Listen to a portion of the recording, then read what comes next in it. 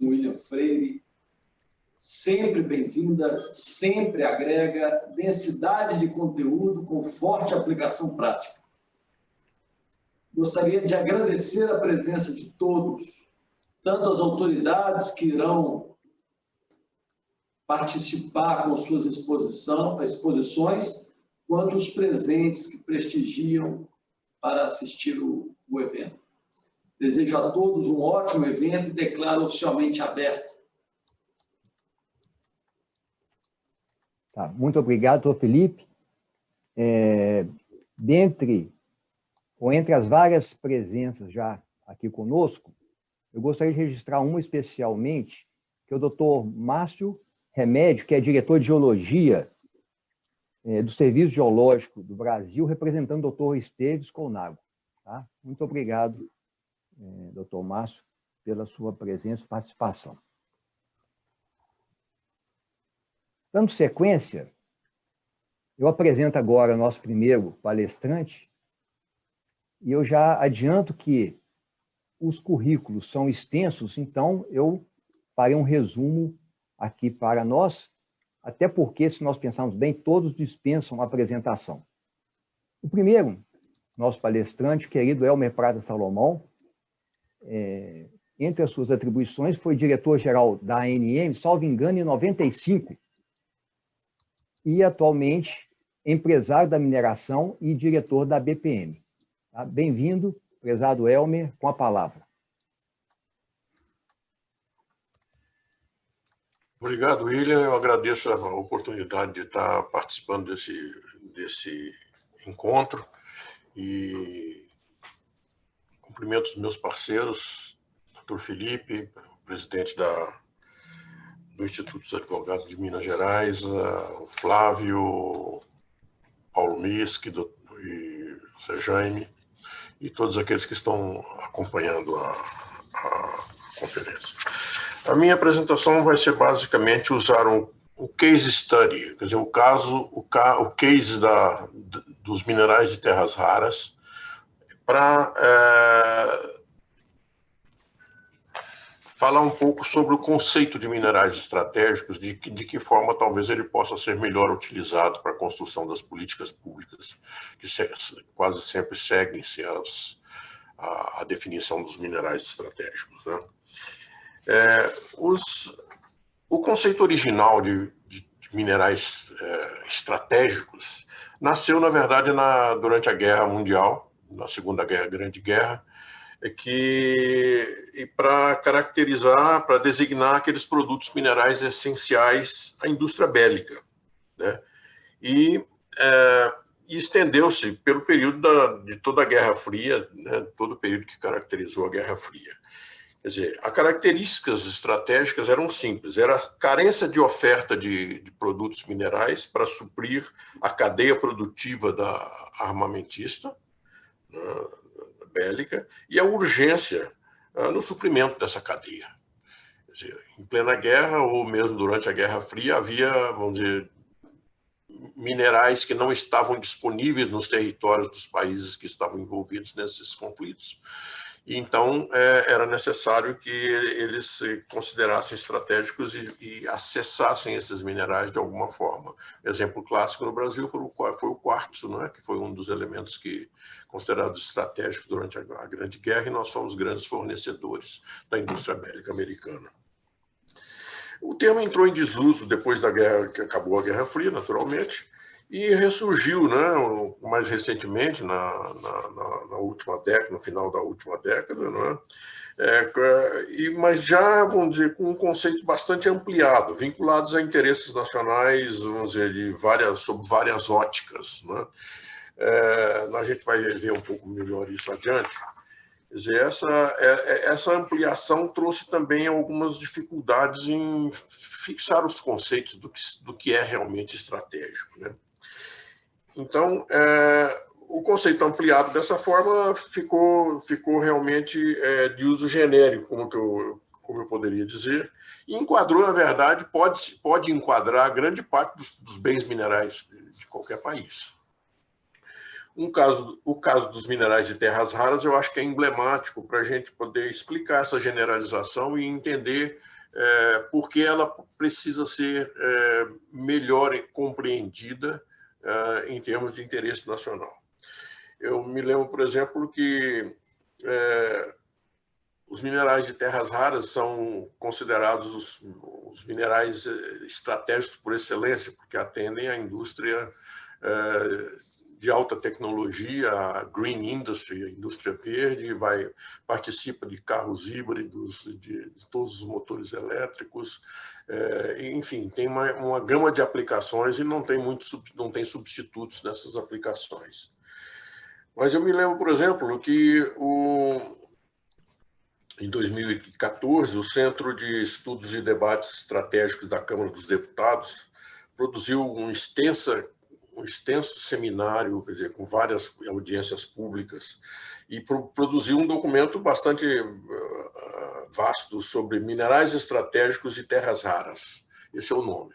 Quer dizer, na verdade, ele aborda quase todos os principais minerais produzidos no Brasil, mas destaca os terras raras como dos outros minerais também, né? E ele criou, inclusive, um conceito diferente de minerais estratégicos. Ele criou um conceito de valor estratégico, onde ele faz uma matriz, esse relatório faz uma matriz, e que estabelece, vamos dizer, vários parâmetros que caracterizariam o que seria o valor estratégico de cada bem mineral. Mas o mais interessante é que, sob o ponto de vista político, e eventualmente se fosse adiante com reflexos importantes na área jurídica, foi a subcomissão criada pelo Senado Federal, né, na mesma época, 2013, 2014, que criou uma subcomissão temporária de elaboração do projeto de lei do marco regulatório da mineração e da exploração de terras raras no Brasil. Quer dizer, nós não produzimos nem 1 quilo de terras raras, nós não dominamos nenhum degrau da cadeia produtiva e já estávamos criando um marco regulatório. E o mais interessante é que na recomendação, uma das principais recomendações do relator da comissão era proibir a exportação de concentrados de terras raras no Brasil. Ok. Se nós vamos proibir a exportação de terras raras no Brasil e não temos consumo de terras raras no mercado interno, quem vai abrir uma mineração? Então, nós começamos a discutir uma política pública para um bem estratégico, impedindo a constituição do primeiro degrau da cadeia produtiva. Né? É bem interessante como a gente trabalha. Isso foram 2 anos de audiências públicas no Senado Federal, etc. Tomou um tempo danado de todo mundo. Né? E isso é apenas para lembrar que os conceitos, quando eles são difusos, eles produzem efeitos deletérios às vezes. Né? Imagine um marco regulatório para terras raras se nós não temos nada de terras raras. Bem, para a gente, vamos dizer, explicar um pouquinho a respeito dos terras raras, só que são um conjunto de 15 elementos do grupo dos lantanídeos, não é? Com nomes estranhos, exóticos: lantânio, sério, praseodímio, niodímio, samário, európio, gadolínio, térbio, disprósio, ólmio, érbio, túlio, itérbio, promécio e lutécio, aos quais se agregam dois elementos adicionais, que são o ítrio e o escândio, que não são lantanídeos, mas ocorrem quase sempre associados aos depósitos de lantanídeos e têm propriedades similares. Então, eles foram incorporados ao conjunto dos terras raras. Bem, é preciso dizer que minerais de terras raras nem são terras, muito menos são raros. Quer dizer, são minerais abundantes no mundo, abundantes no Brasil, abundantes no mundo todo, e é claro que eles, se houver mudança no perfil do mercado internacional, em termos de preço e de suprimento, vão aparecer jazidas para todo lado, sem dúvida nenhuma, tá certo? Então, essa é uma característica do bem mineral. A aplicação desses materiais é extremamente vinculada à indústria de alta tecnologia. Os vidros especiais, quer dizer, que vão desde polimentos até os screens de computadores, de smart TVs, de smartphones, etc. Esse uso consome praticamente 1/4 da produção de óxidos de terras raras do mundo. Principal produção, com certeza, é a de magnetos, ímãs de alta duração e de alta intensidade. Eles são essenciais para a diminuição do tamanho dos motores, não é?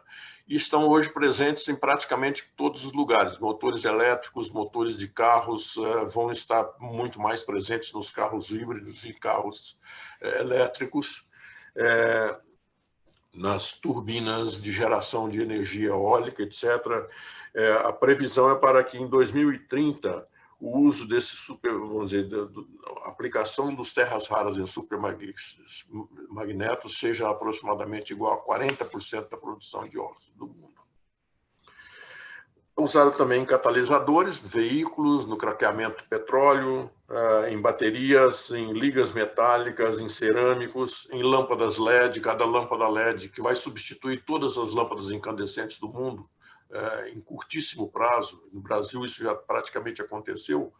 Quer dizer, nós temos algumas gramas de terras raras em cada uma dessas lâmpadas de LED que são distribuídas pelo mundo. Se nós considerarmos o número de lâmpadas que vão ser produzidas, nós vemos que isso pode ser, hoje significa aproximadamente 4% do consumo de terras raras, mas vai aumentar consideravelmente, com certeza. E vários outros usos que não compensam explicar.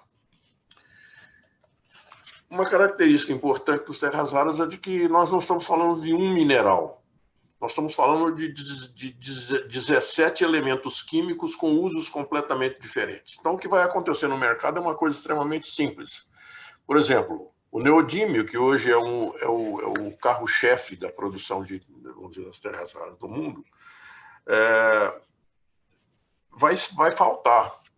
Em compensação, para você produzir neodímio, você tem que produzir... Neodímio tem aproximadamente 20%, compõe entre 15% e 20% das principais jazidas de terras raras do mundo.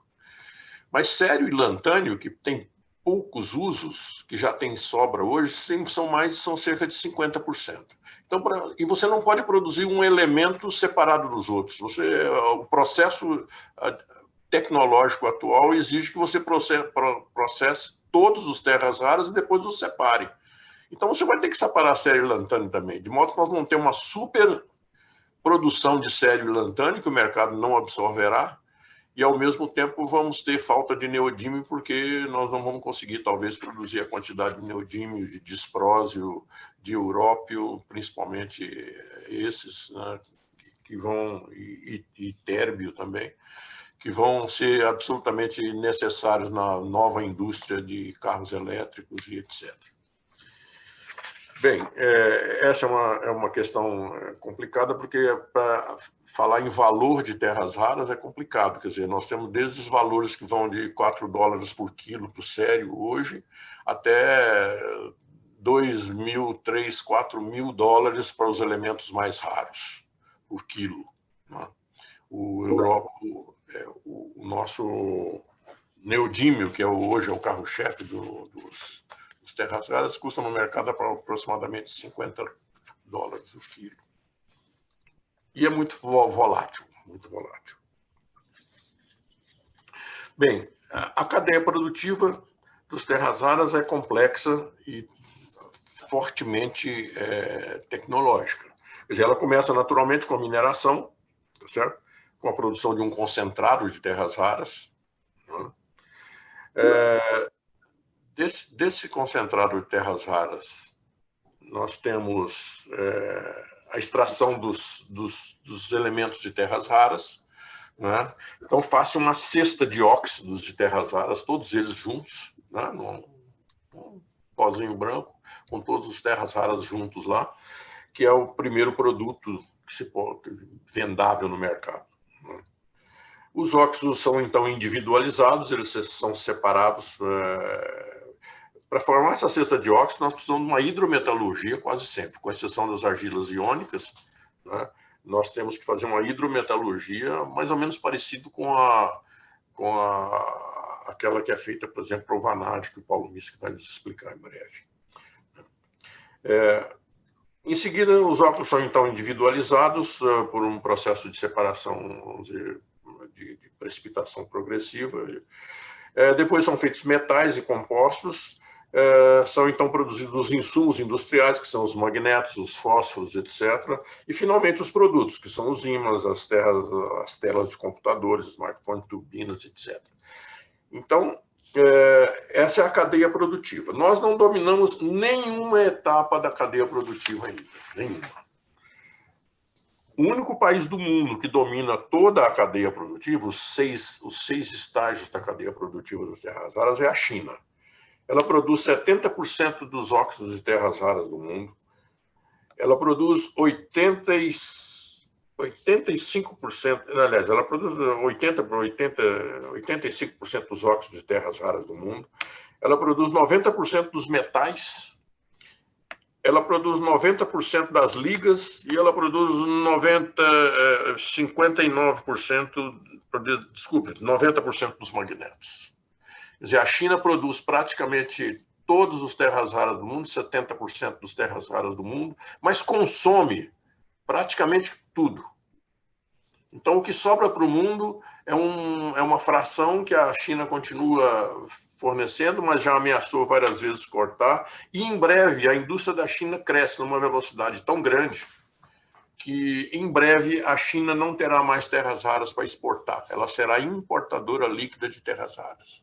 Bom, como está o mundo nesse negócio? Da seguinte forma, a única jazida, vamos chamar de Ocidente, mas está na Austrália, de terras raras fora da China produzindo hoje, regularmente, é a Lynas na Austrália. Alguma produção adicional vem do Vietnã, vem do Laos, vem de alguns outros países, da Rússia, né? Mas, em princípio, a China domina praticamente todo esse mercado e se a China parar de produzir, a indústria de transformação, os países industrializados dominam a parte final da cadeia produtiva, produzem metais, magnetos, etc., precisam dos óxidos. Então, se a China não quiser mais exportar óxidos, a indústria do Ocidente vai sofrer bastante. Por isso, os Estados Unidos acham que realmente terras raras é um produto crítico para a indústria deles. A agregação de valor nessa cadeia produtiva é alta.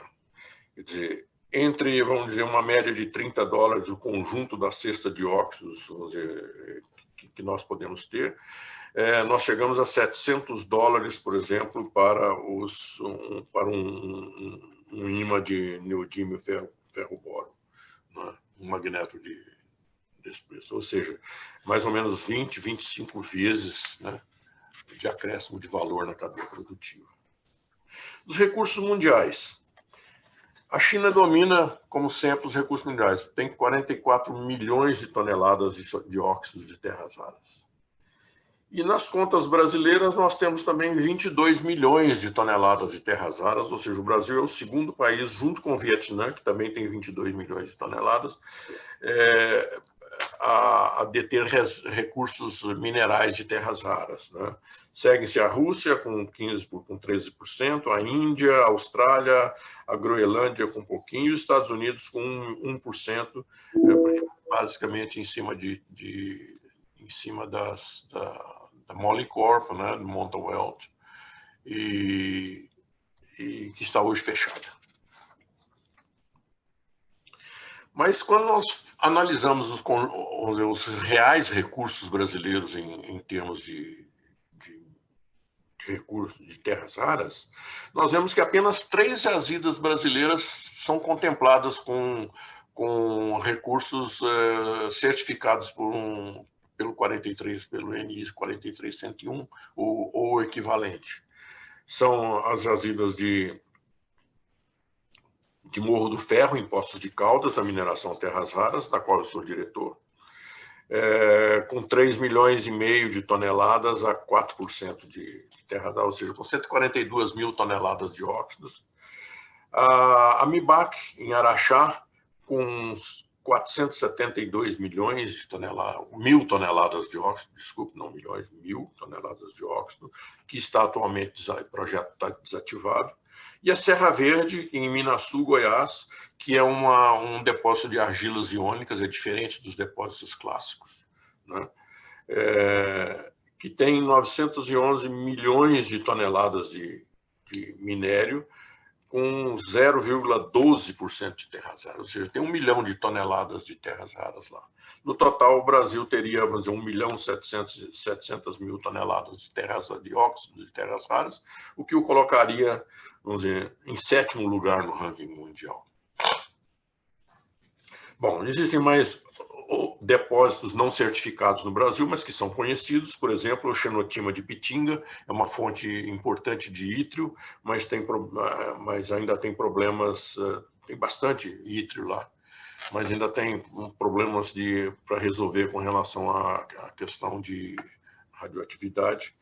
Nós temos rejeitos das minas de nióbio da CBMM em Araxá, que é uma jazida extremamente importante, e a CBMM iniciou um processo de produção de magnetos de terras raras a partir de óxidos e magnetos de terras raras a partir do seu rejeito, construiu uma planta piloto, chegou a produzir alguma coisa, mas atualmente esse projeto está desativado.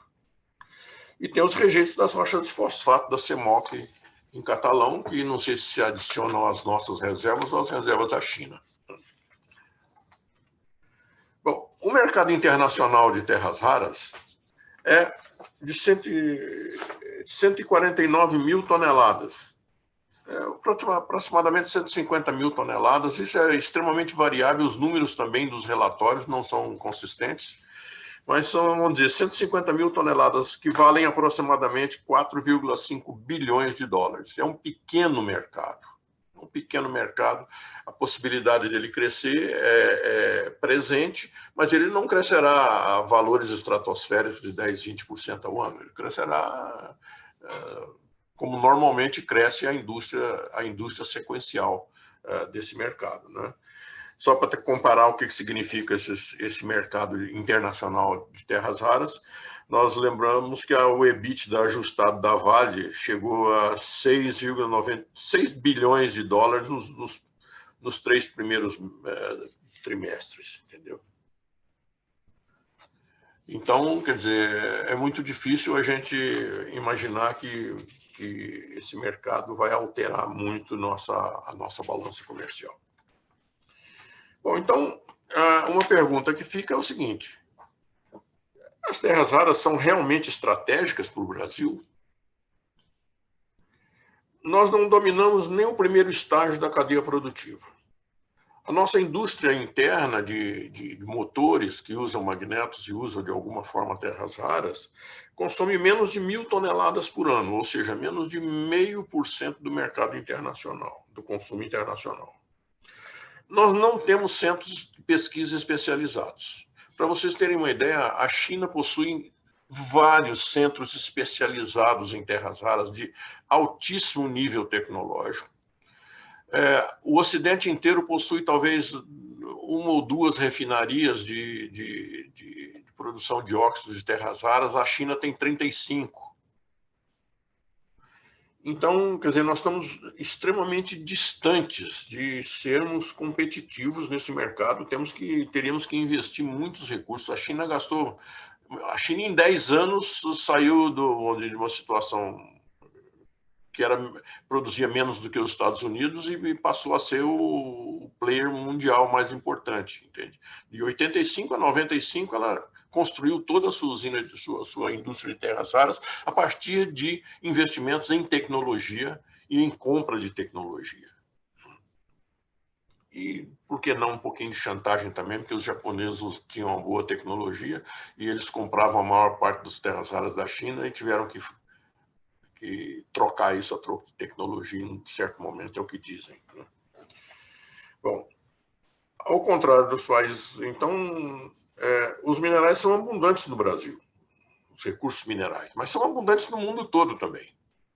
Nós não somos prioritários nisso. Nós não temos políticas públicas ainda formatadas para esse bem mineral. O mercado mundial é menor que o lucro da Vale. Então, por que eles seriam estratégicos? O que é que nós teríamos que fazer para transformar esse bem mineral num bem estratégico importante para o Brasil? Por isso é que eu acho que falar em minerais estratégicos no Brasil é um pouco complicado. Quer dizer, há várias definições, o próprio plano 2030 do Ministério de Minas e Energia define essas situações que ele caracteriza como estratégicos, etc. Mas eu prefiro falar em desafios estratégicos. Ou seja, quando a gente analisa um aproveitamento social e econômico de um bem mineral, se destacam 4 fatores condicionantes principais. Quer dizer, a relevância econômica e social, né?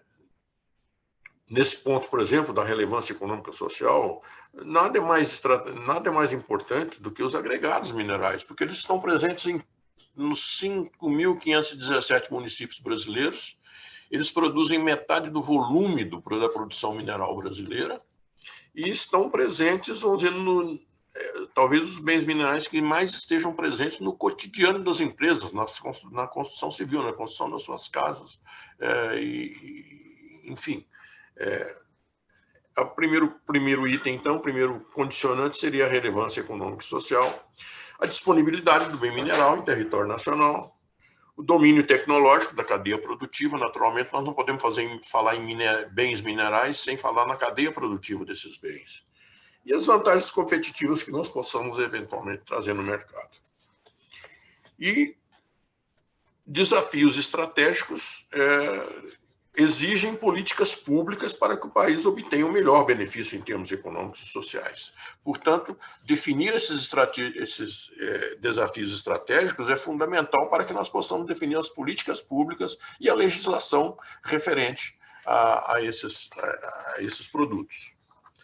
Vamos dar alguns exemplos do que eu chamo de desafios estratégicos. Por exemplo, o país,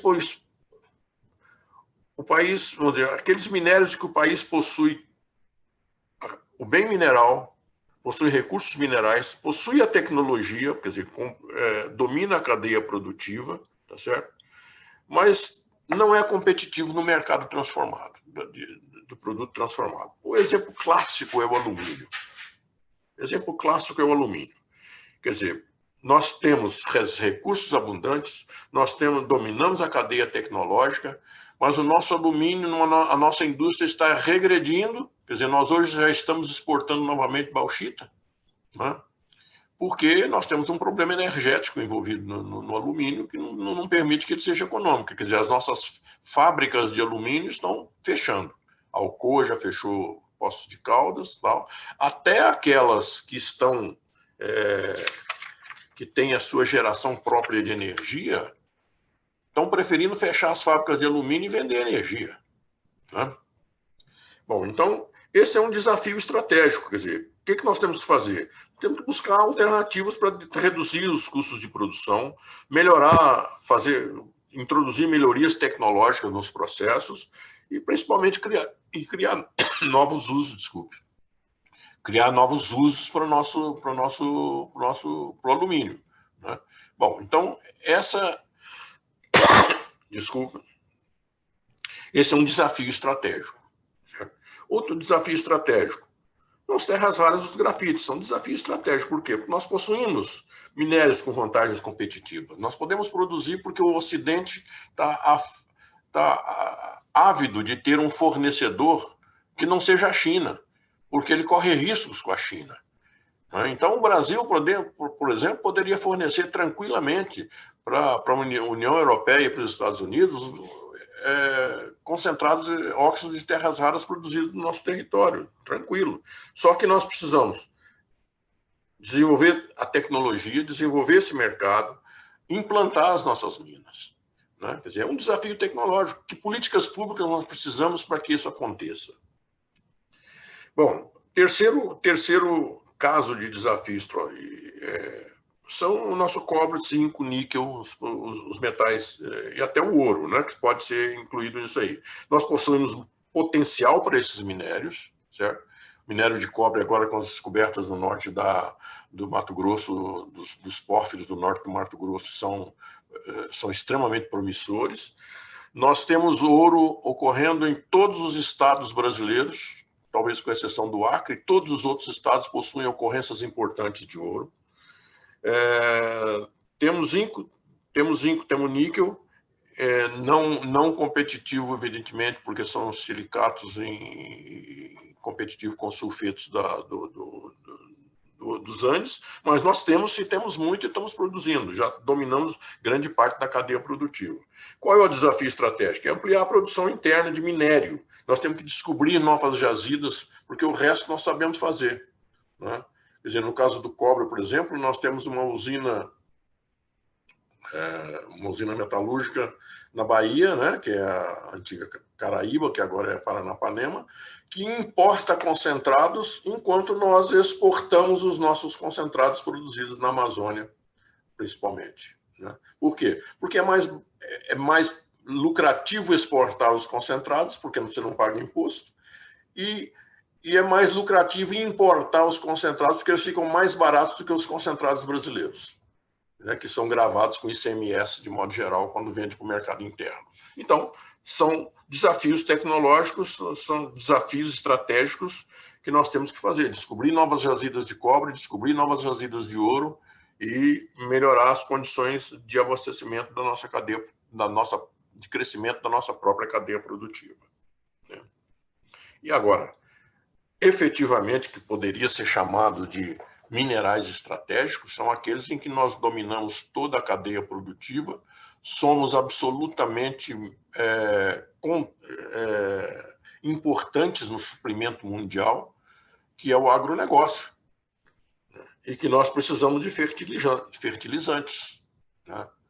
Então, nós precisamos... Os desafios são enormes. Temos que estimular a descoberta de novas jazidas no território nacional, garantir os suprimentos de fertilizantes em condições, por exemplo, de situações de emergência, guerras, crises financeiras nos países que nos fornecem esse material, né? Quer dizer, é absolutamente estratégico garantirmos o suprimento de fertilizantes para a nossa indústria, para a nossa agroindústria. Isso é estratégico. E uma coisa interessante é que nos outros países, quando se fala em minerais estratégicos, não se pensa apenas no território nacional. É preciso também buscar, vamos dizer, assegurar suprimentos em outros territórios alheios. Por que não? Porque as multinacionais fazem isso, andam pelo mundo todo, né? As nossas multinacionais, quer dizer, qual a multinacional brasileira que vai buscar fertilizantes nos outros territórios? A Vale, no início, há alguns anos atrás, fazia isso, né? Foi para a Argentina procurar potássio, etc. Agora ela está se livrando de todos os seus ativos não ferro, né? E nós não temos mais essa estratégia. Então, esses são desafios estratégicos, né? O desafio, por exemplo, do carvão mineral para suprir, vamos dizer, a cadeia produtiva do ferro no Brasil. Nossa indústria siderúrgica não cresce, porque nós dependemos do ferro de terceiros, não é isso?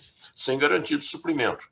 Bom, então, esses são desafios estratégicos. Então, a sugestão que eu faço é que a gente passe a trabalhar com desafios estratégicos em vez de trabalhar com minerais estratégicos, que é um conceito difuso, e enquanto desafios estratégicos pode ser um conceito extremamente convergente a políticas públicas de valorização dos produtos. É isso, senhores, eu agradeço a atenção, muito obrigado e fico à disposição aí para o debate. Elmer, muito obrigado, excelente. A ordem das apresentações foi em ordem alfabética, né? E você foi privilegiado. Mas você trouxe para nós um panorama muito interessante sobre a questão dos minerais estratégicos. Muito bom, uma abertura realmente excelente. Passando em seguida, agora, nosso prezado Flávio Penido, muito conhecido no setor mineral também, muitos anos de atuação em grandes empresas de mineração, como a MBR, e atualmente é o diretor-presidente do IBRAM, Instituto Brasileiro de Mineração. Flávio, a palavra, por favor. Bom dia, William. Prazer estar aqui com você. Bom dia, Felipe. É um evento muito importante que nós tivemos a honra de ser convidados e gostaria também de saudar aí nosso companheiro Elmer, o Zé Jaime e o Paulo Miski, e iniciando aí com uma palestra, digamos, que depois dessa aula aí do Elmer, eu acho que nós já poderíamos partir para o debate e encerrar aqui, porque ele cobriu muito bem todas as áreas, como é bem característico do conhecimento aí, do longo percurso que o Elmer tem aí no setor, inclusive na área de governo. Mas eu gostaria de compartilhar com vocês alguns slides aí que eu tenho, que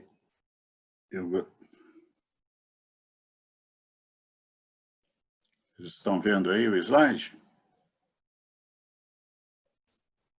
Apareceu na tela? Estou vendo, apareceu. Tá. Então, vamos lá. Como o Elmer realmente já falou, essa conceituação do termo minerais estratégicos, de fato, é um termo que não é universal e nem atemporal. Cada país minerador possui seus depósitos, suas produções mais importantes, também como tem sua dependência externa. Então, de início, nós podemos considerar dois grupos como estratégicos de minerais: aqueles que nos tornam players e aqueles que nós somos dependentes de importação.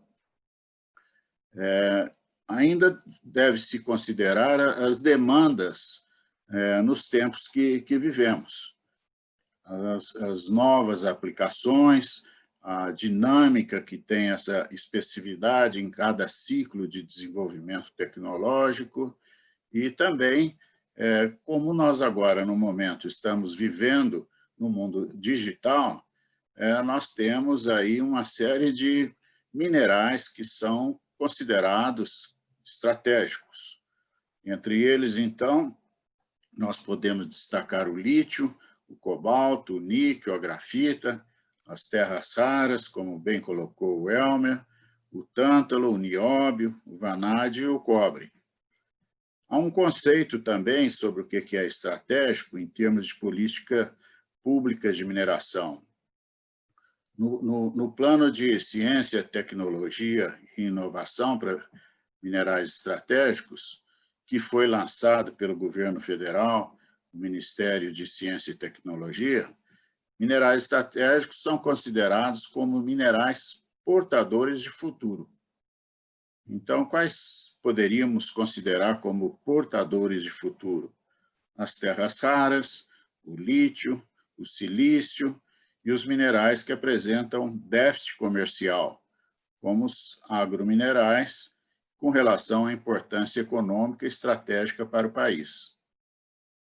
Eu vou procurar fazer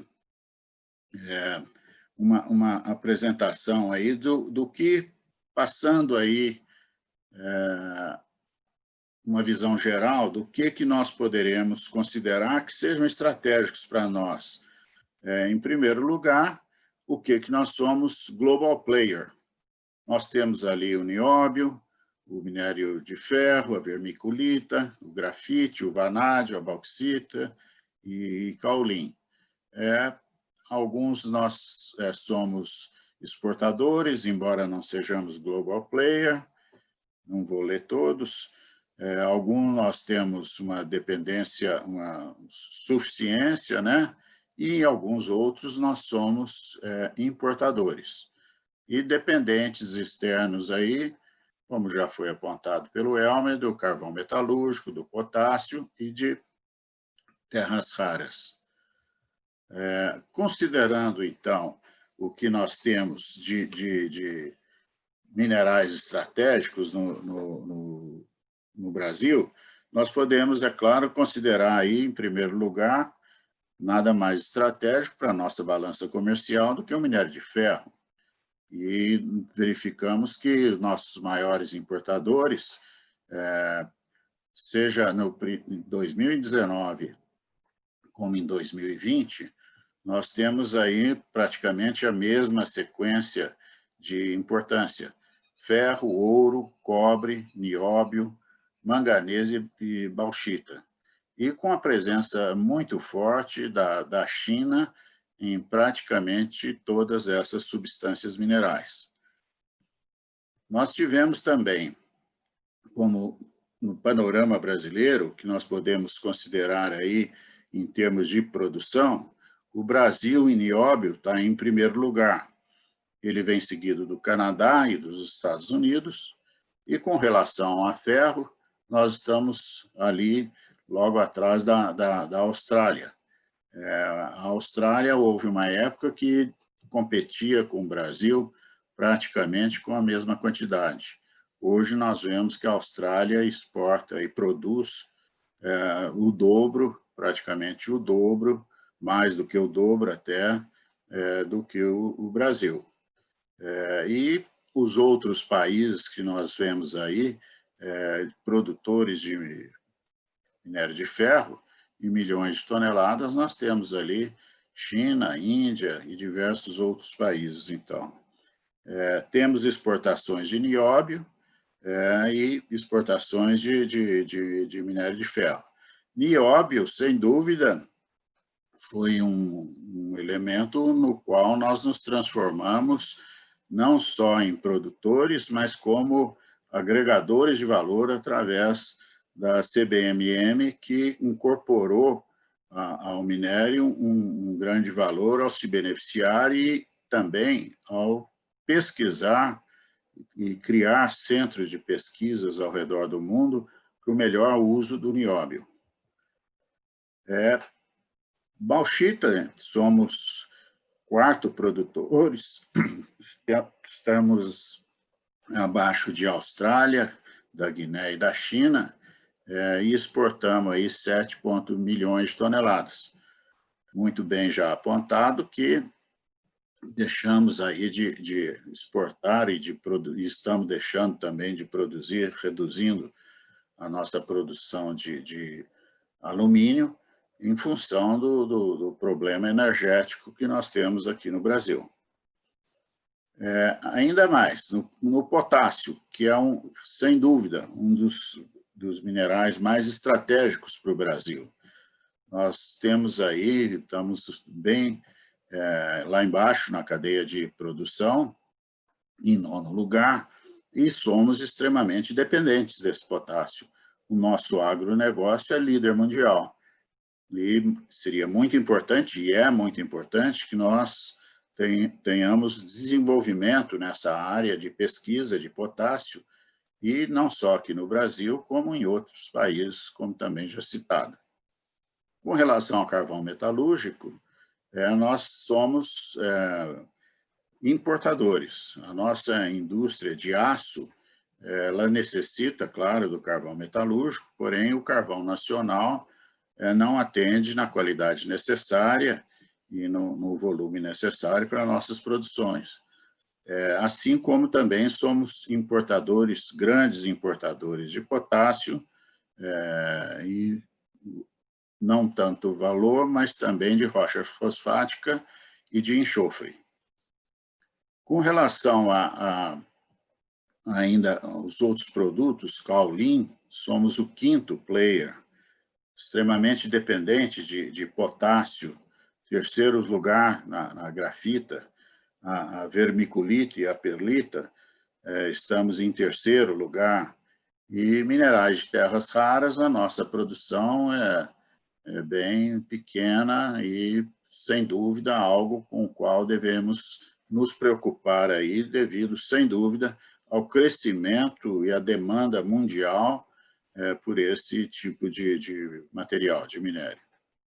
Temos ainda aí desenvolvendo o spodumênio, o lítio, com investimentos aí previstos de entrar e colocar em marcha. Temos aí a vanádio, que vamos ouvir aí do nosso amigo Paulo Minsky, sobre esse empreendimento muito importante que foi para o Brasil, que se estabeleceu lá em Maracás, e tornou o Brasil aí um exportador de vanádio. Assim como os números aí em produção para chumbo e níquel, e os demais elementos aí que nós vemos. Com relação ao lítio, nós vemos que a Austrália lidera esse ranking de produção com 42 mil toneladas, que quando comparado aí com a produção do Brasil, nós temos apenas 300 toneladas de lítio contido, e das quais produzimos 39 mil toneladas de concentrado e exportamos 27 mil toneladas. As baterias recarregáveis de lítio, sem dúvida, vão trazer uma demanda muito forte para o lítio, e também considerando que o lítio é usado também na cerâmica e no vidro, além de fármacos. Com relação a terras raras, como já foi falado, a China, sem dúvida, domina o mercado, com 84% do mercado. Então, há uma demanda bastante grande mundial, da Europa, dos Estados Unidos, para novos produtores de terras raras. E hoje, somente 4 países produzem: a Austrália, a Rússia, o Brasil, em pequena quantidade, e a Malásia. Com relação à produção mundial, nós temos aí, como já foi dito, terras raras, em primeiro lugar a China, e nós estamos aí em 6º lugar, saindo em 2014 sem nenhuma produção, e chegamos a um pico de 2.900 toneladas, e hoje aí, o último número que nós temos é de 1.100 toneladas. Sem dúvida, temos necessidade de incentivar aí a produção de terras raras através de pesquisas. E acreditamos que o novo direcionamento que o governo federal está dando à CPRM, que é o Serviço Geológico do Brasil, nós temos bastante potencial para desenvolver mais a pesquisa básica e fornecer, então, condições de investimento, de pesquisa mais detalhada das empresas, não só em terras raras, como em diversos outros minerais através do Brasil. Nós temos uma produção de silício, coisa que é, claro, não metálicos, uma produção de ROM aí de 6.725 mil toneladas, e estamos aí numa situação aí de produção que se coloca bem abaixo aí do que a China, mais uma vez, abaixo também a metade dos Estados Unidos. Temos também um outro player, que é a Rússia, com 600.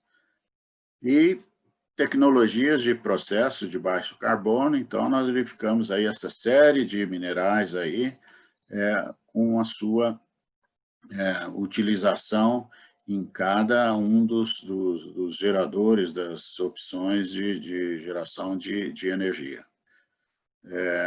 As tecnologias também, com relação ao clima, exigem que haja uma mudança da mudança de tecnologia de alto carbono para tecnologia de baixo carbono. E isso nós estamos aí encaminhando em diversos processos aí de concentração de energia hidrelétrica, de energia solar e energia eólicas, que certamente isso motivará um novo direcionamento à busca de energia. Eu agradeço, termino convidando todos para que participem da Exposibrand 2020. Infelizmente, pela pandemia, não vamos poder realizá-la como gostaríamos presencialmente. Nos anos ímpares, nós realizamos em Belo Horizonte, em 2019, tivemos um público de 55 mil pessoas, e esse ano deveríamos estar presencialmente em Belém.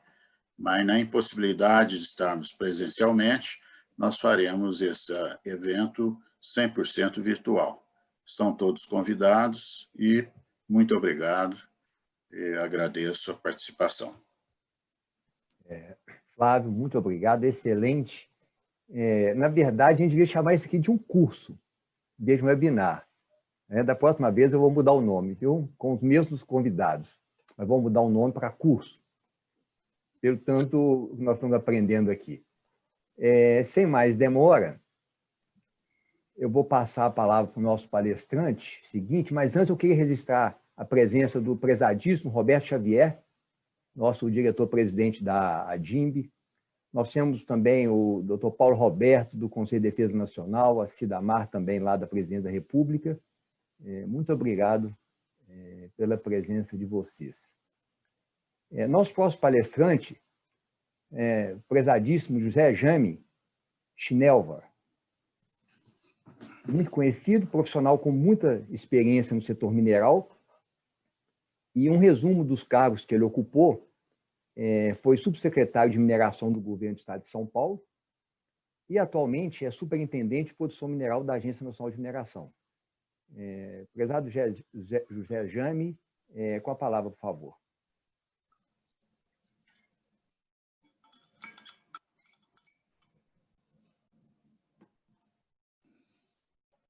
Microfone não muda ainda.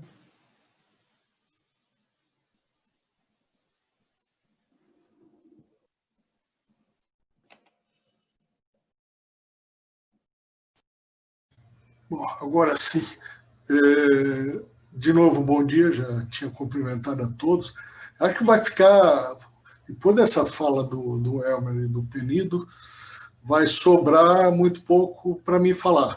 Eu tenho impressão, vocês vão ter a impressão que eu fiz uma cola e estou repetindo o que eles do que eles falaram.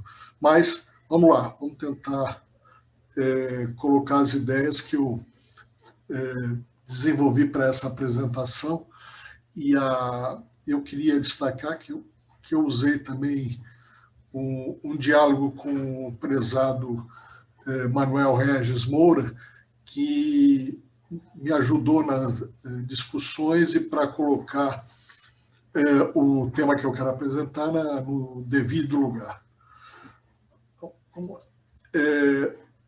Minerais estratégicos. Do que nós estamos falando? O que é isso? Então, para o lado da conceituação, a gente vai buscar na etimologia, vem no grego, e estratégico é da alçada do general decidir. É o general que decide.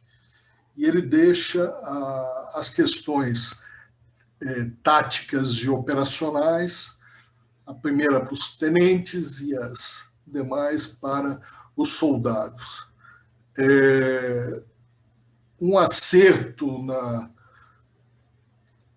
no que é estratégico pode significar vitória. Um erro no estratégico, mesmo que haja uma dedicação grande na parte tática e operacional, pode ser significado de derrota.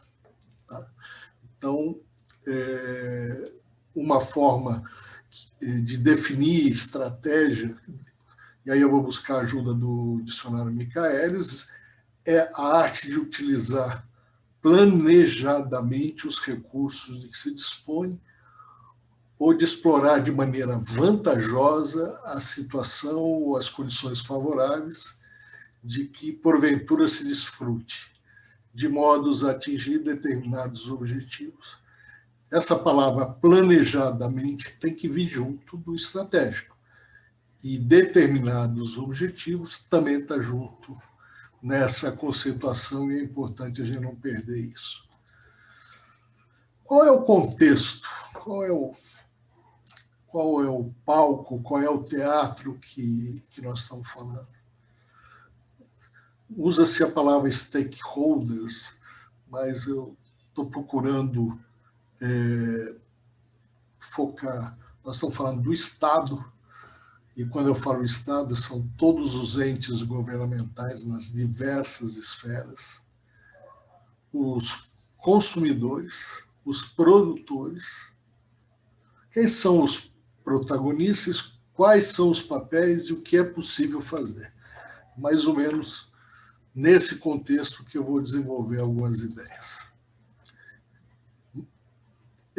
Regionalmente, qual é o contexto que nós estamos falando? Quando a gente fala de estratégia e de mercado, nós podemos estar falando, nos restringindo ao mercado local, ao mercado regional, mercado nacional ou ao mercado global. Então, já avançando um pouquinho e dando algum tipo de exemplo. O carvão mineral, ele é estratégico para a economia do município de Criciúma, para o sul do estado de Santa Catarina. Esse carvão, no sentido nacional, ele é menos estratégico do que ele é no aspecto global. A questão, no aspecto nacional. No aspecto global, essa produção localizada de carvão não significa absolutamente nada, e até para que o Brasil, roubando um pouco o conceito que o Penido apresentou, nós não somos players no lado da produção. Se a gente olhar no aspecto nacional, a produção de carvão, ou a necessidade do mineral carvão, é fundamental quando a gente fala da nossa siderurgia. Políticas, planejamento, objetivo, são palavras que eu já tinha mencionado, estou introduzindo a palavra de política, mas política usando um pouquinho o que o inglês nos ensina para falar de politics, não da política miúda do dia a dia, do relacionamento de pessoas e entidades. O que é e como a nação deseja ser. O que nós vamos ser quando crescer? Se é que algum dia nós vamos realmente crescer. Nós temos nos modificado muito. De 1970, quando eu me formei, na década de 70, que me diziam na escola, vai ser engenheiro de Minas, que nós estamos na década da mineração para hoje. Aumentou muito a produção mineral, mas ainda não se sente que ela tem o destaque que deveria ter no país. E a nação saiu dos 90 milhões para mais de 200 milhões de brasileiros em ação, nesse momento, todos aquartelados. A nação conta com um conjunto de bens e atributos. Entre esses atributos eu destaco o conhecimento, a proficiência, que vão permitir, se bem utilizado, atingir os seus objetivos. O caminho ou a forma para usar o poder nacional é a estratégia nacional. O chamado setor mineral tem sido historicamente autorreferente. Ele, na minha visão, ele sempre se fecha em si mesmo. E o que eu tenho proposto é uma abordagem integrada, uma cadeia, olhar a cadeia de valor. Quais são os recursos minerais? Qual é a sua aplicação? O planejamento do setor mineral tem que ser uma parte viva e importante do planejamento nacional. Quais são... Eu tomo a liberdade de relacionar mais a tipo de exemplo e para poder compor o raciocínio, objetivos estratégicos nacionais.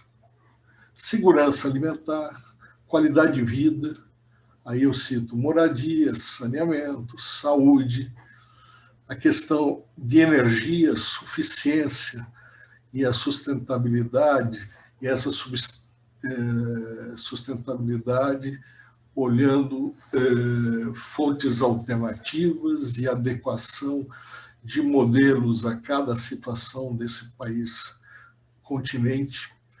A balança de pagamentos internacional, o equilíbrio dessa balança de pagamentos, para que nós possamos, para que a nossa população e o país como um todo possa usufruir de bens e também de matérias-primas disponíveis no exterior.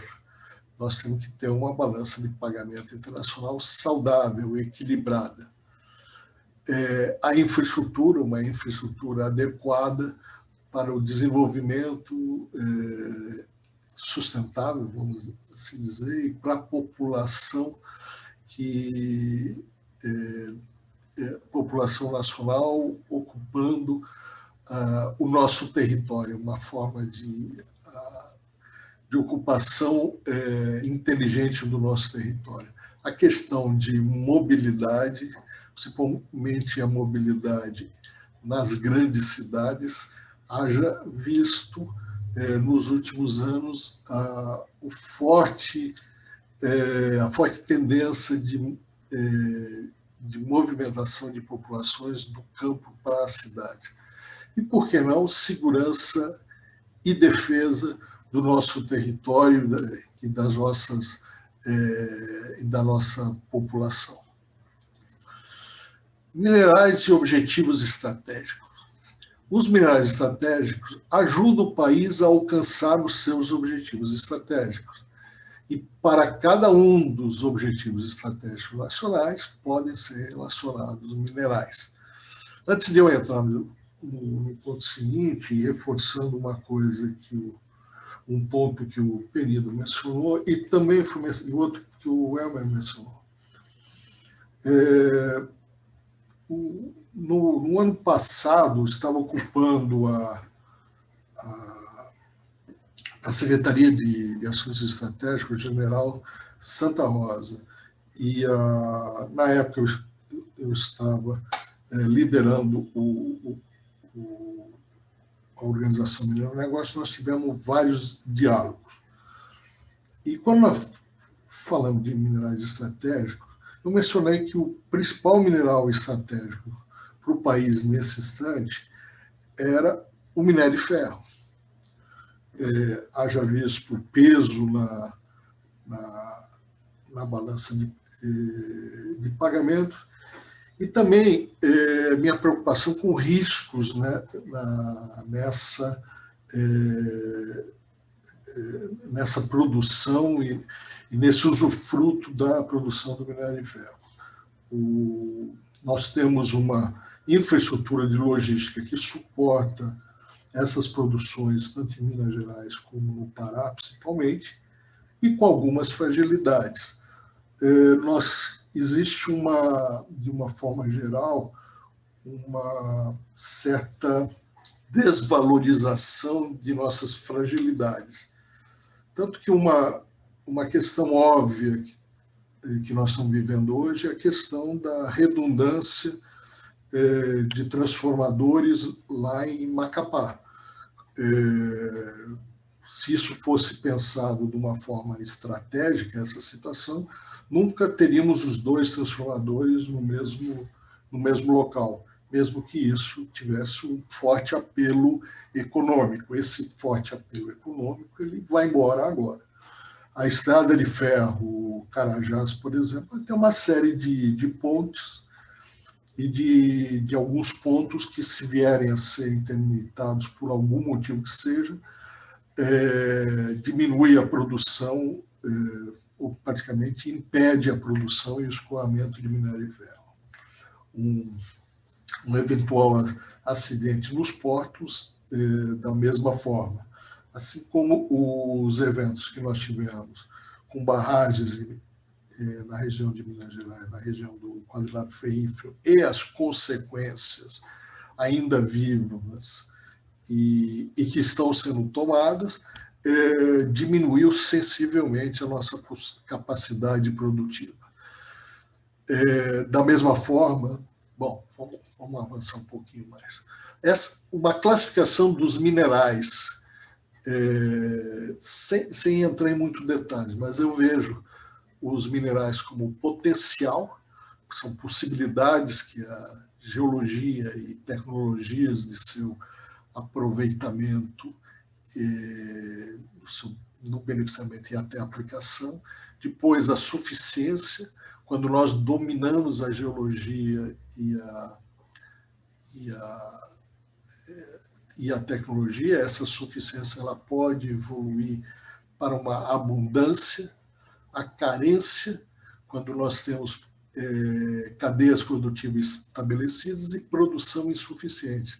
E essa produção insuficiente pode se dar pela falta de conhecimento de geologia, de tecnologia, ou simplesmente porque nós não temos potencial para produzir economicamente certos bens. A dependência e uma evolução para um estágio maior, a criticidade. Tanto que alguns países fazem uma classificação e determinam políticas para os minerais que eles chamam de estratégico e para os minerais que eles chamam de críticos.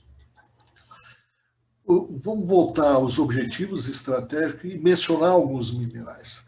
Na questão de segurança alimentar, do nosso agronegócio, nós temos o fosfato, o potássio, o calcário, o gesso e o nitrogênio.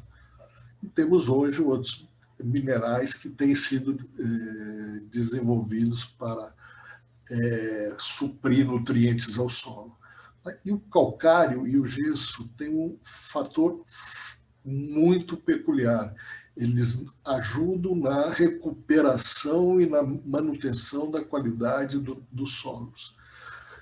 Da mesma forma que no fosfato e no potássio nós temos carência, nós temos no calcário e gesso, em algumas regiões produtivas agrícolas do país, uma carência muito grande, mais ligada a questões logísticas do que propriamente a existência e ao domínio das tecnologias relacionadas à produção desses bens. Na qualidade de vida, moradia, saneamento, saúde, aparece novamente o calcário para cimento, aí no caso, as diversas formas de areia, a brita, a argila. Na questão de energia, suficiência e sustentabilidade, o campeão é o ferro e o cobre, mas nós temos lugar para os elementos de bateria, né? Lítio, níquel, cobalto, alumínio, manganês. Quando nós vamos para energia alternativas, surge a necessidade dos novos magnetos, os ímãs de tecnologia mais avançada. A balança de pagamentos, vamos lembrar do ferro, o ouro tem uma importância muito grande, a bauxita, que foi mencionada, os diamantes e as gemas de uma forma geral. Na infraestrutura, estradas, organização da nossa malha rodoviária e das nossas cidades, a gente repete areia, brita, ferro e calcário. E areia aí também, olhando a questão de areia para vidro, matérias-primas para vidro. Nas telecomunicações, cada vez mais importante, as telecomunicações, espaço para o cobre, o ouro, até platina e paládio tem aplicação, seja nesses aparelhos celulares, seja no estabelecimento de redes, antenas, cada vez mais importante no país. Nós estamos vivendo um momento onde nós temos que levar para os lares e para o país todo a internet e formas mais modernas. Telecomunicações, nós estamos vivendo isso nesse momento agora, estamos fazendo esse evento, utilizando esse recurso.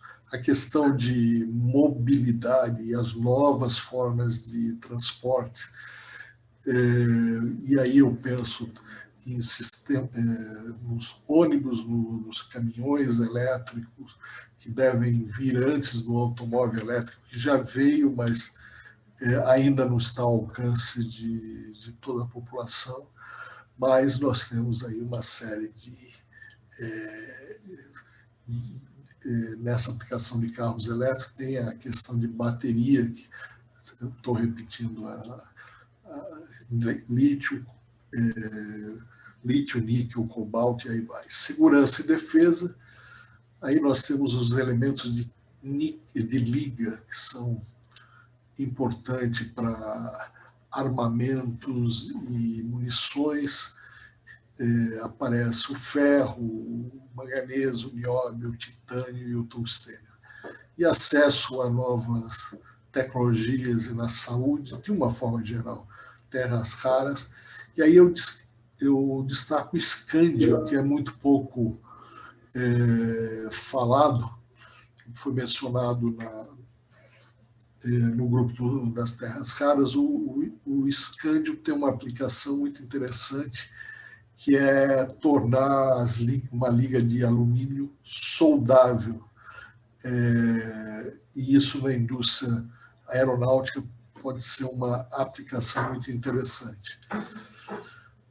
A garantia de suprimentos de minerais para atingir esses objetivos estratégicos, ele passa pelo aumento do conhecimento geológico, no desenvolvimento de tecnologia adaptada aos nossos minerais, ao desenvolvimento de produtos e aplicações aos minerais disponíveis no país, a acordos de troca comerciais internacionais para importação de alguns insumos que seriam caros demais para produzir no país. E quando eu falo caro demais, a gente tem que pensar em energia, tem que pensar em custos ambientais e tem que pensar em custos de infraestrutura. Também esse suprimento de minerais, ele pode vir, deve vir, já está vindo, de processos de economia circular e reciclagem. Minerais críticos são definidos por sua natureza essencial por setores chaves da economia, e o seu suprimento é frágil, mais ligado à dependência, ligados ao consumo global, à centralização de consumo e de produção. Em algum momento, esses minerais críticos podem deixar de estar disponíveis. No mês passado, houve uma greve bastante... Não tenho exatamente qual foi a duração dessa greve, mas greve nas minerações de cobre no Chile.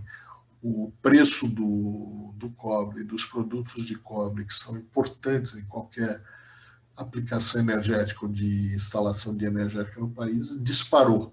Tá? E o abastecimento se tornou crítico de um momento para o outro. Nossas forças e debilidades, nós temos que sempre estar mapeando. O que temos, somos fortes e competitivos, e aumentar nossa competitividade e capacidade de troca. O que somos carentes e necessitamos também de aumentar as nossas possibilidades de troca. Temos que detectar as fragilidades e dependências e eliminar, seja através do conhecimento geológico, da aplicação da geologia, da pesquisa mineral, de tecnologia, de atração de capital, incentivos diretos e indiretos. Capital humano. Sem desenvolver o capital humano, seja técnico, seja gerencial, seja administrativo, seja nos governos, nós não vamos conseguir desenvolver geologia e tecnologia. E temos que analisar as nossas debilidades nos entraves institucionais. E o que, como fazer e quando? Estou falando de geologia, de tecnologia, de mercado, de aspectos regulatórios, interministeriais e na questão de infraestrutura. Quando?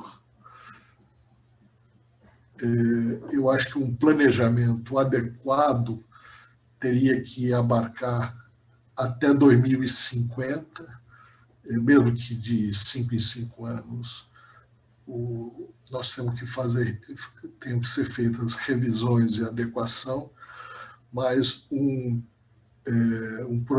projeto sério e bem colocado na área mineral, ele leva pelo menos 10 a 20 anos para ser colocado em marcha. Pessoal, desculpe ter sido repetitivo, é o que eu consegui, o que eu tinha para apresentar. Muito obrigado. Muito obrigado, Jaime. Excelente. Mais uma aula que nós tivemos aqui.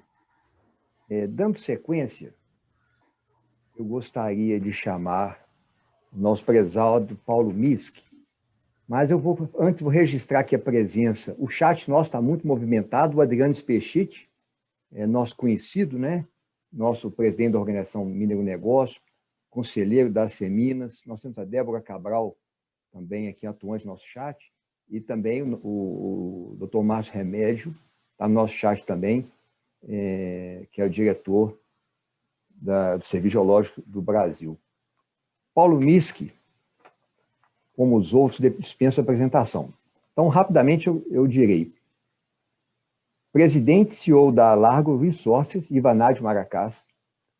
Presidente do Sindimiba, Bahia. Aí, Paulo, se você puder falar um pouquinho como a Bahia está despontando na mineração, orgulho, né? É muito interessante a posição da Bahia, que vem sendo feito lá. Conselheiro do IBRAM, trabalhando junto aí com o nosso querido Flávio Penido, também membro do Conselho de Mineração na Confederação Nacional de Indústria, experiência muito grande na área mineral, foi diretor de operações na Magnesita, Anglo, e na CIF, né, que é uma empresa do grupo AMG.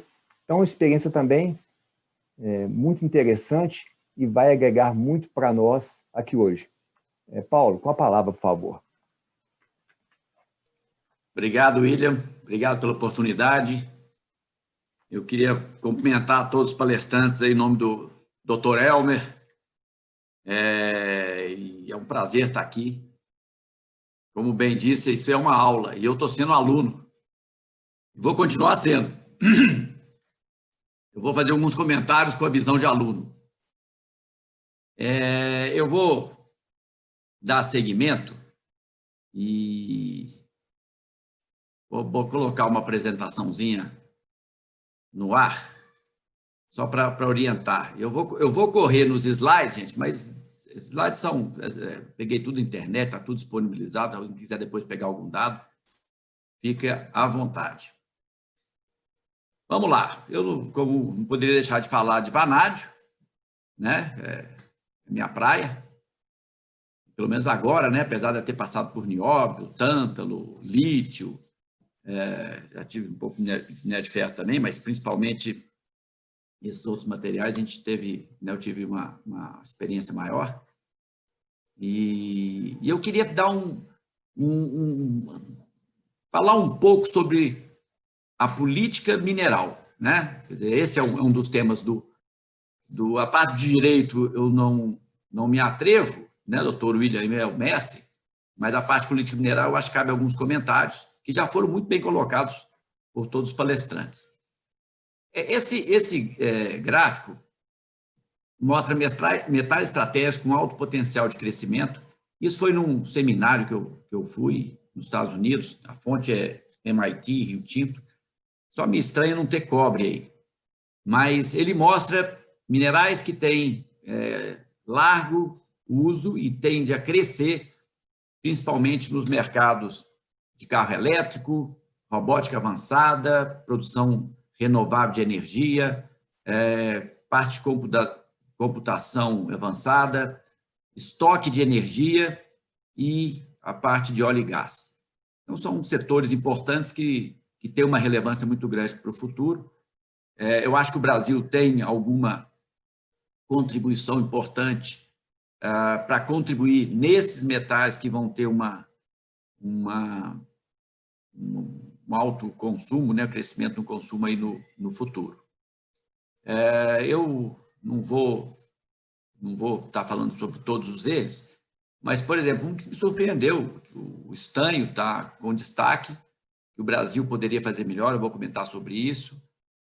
Lítio, a gente tem alguma contribuição a dar, o níquel, a gente também, ouro poderia ser muito melhor, tungstênio também poderia ser muito melhor, acho que vanádio foi um cenário positivo. Grafita, a gente tem uma posição destacada e precisava ter uma política específica, e o nióbio, que eu acho que é o grande campeão dessa história aí, em termos de Brasil. Vamos lá. Dentro desses, pegar 3, só para comentar, o titânio, nós estamos 6º colocado na produção mundial, nós produzimos mais ou menos 5% da produção, mas na final da década de 80, a gente era o maior produtor. A gente, né, quando foi descoberto lá Pitinga, na Amazônia, e Bom Futuro em Rondônia, a gente teve uma posição muito mais destacada no mundo, né? E se a gente for olhar o número de empregos diretos naquela época, lá, pegando essas 2 minas e algumas outras lá da região, eram 8.000 empregos diretos. O número de empregos hoje em dia não passa de 1.500, no estanho, tá, gente? Então, acho que a gente perdeu espaço. Depois eu vou falar especificamente. O lítio, a gente é o 7º colocado, tem 0,3% da produção mundial. É uma situação mais complicada do lítio. Em relação ao níquel, nós estamos na 8ª posição, produzimos 2,5% da produção mundial de níquel. Quando a gente olha o ouro, estratégico ou não, gente, o ouro é o metal mais pesquisado no mundo. Em termos de investimento, não tenha dúvida. O ouro é o campeão. Só que nós estamos na 11ª posição. Nós produzimos mais ou menos 2,4% da produção mundial. É muito pouco quando a gente pensa no potencial do Brasil, no tamanho do Brasil. E eu coloquei um gráfico aqui da produção de ouro nos últimos 5 anos para mostrar como é que política certa ou política errada interfere na evolução da produção. Você vê, a África do Sul era disparado o maior produtor, né, nas décadas de 60, 70, 80, e hoje é o 5º colocado. Se você pega a China, que não tinha expressão nenhuma até no início da década de 80, em 25 anos passou a ser o maior produtor mundial. Então, a gente vê que quem tem uma estratégia, um foco, né, e ações específicas e determinação, consegue avançar. Infelizmente, eu acho que o Brasil está mais parecido com a África do Sul nesse gráfico. Mas vamos lá. A estratégia dos Estados Unidos para minerais estratégicos, estão marcados aí esses elementos na tabela periódica, e ela tem como fundamento, principalmente, tecnologia emergente, energia renovável e segurança nacional. Né? Eu não conheço os planos dos Estados Unidos, mas só para destacar os critérios que eles usaram, o nióbio, o vanádio estão aí presentes, né? E eu vou comentar daqui a pouco sobre isso. Como é que é a estratégia da China dos minerais estratégicos? Eu acho que deveria até tirar a palavra estratégico, porque para ela, matéria-prima, garantia de fornecimento para as suas indústrias, ela considera como estratégico. Ela não coloca só aquilo que é muito refinado. E se a gente olha esse gráfico da esquerda, a produção da China hoje, em 2016, né? Não hoje, mas 2016, que é esse gráfico, 626 bilhões de dólares. Né? Eu estou falando, quando você pega o Brasil, que está lá embaixo, 36, ela é quase 20 vezes maior que a do Brasil. Não teria motivo para ser. Né? O Brasil tem uma posição, um ambiente geológico, um tamanho que não teria não teria que ser tão diferente. Quando a gente olha, aqui tem 19 metais, a China aparece em 8 deles como o maior produtor mundial. Em 2, segundo produtor mundial. A gente só aparece em 1, que é o nióbio. Então, a gente tem que pensar um pouco se a gente está deixando passar uma oportunidade do Brasil ser melhor, do Brasil ter uma qualidade de vida para os brasileiros melhor. Vamos lá. Vamos andando.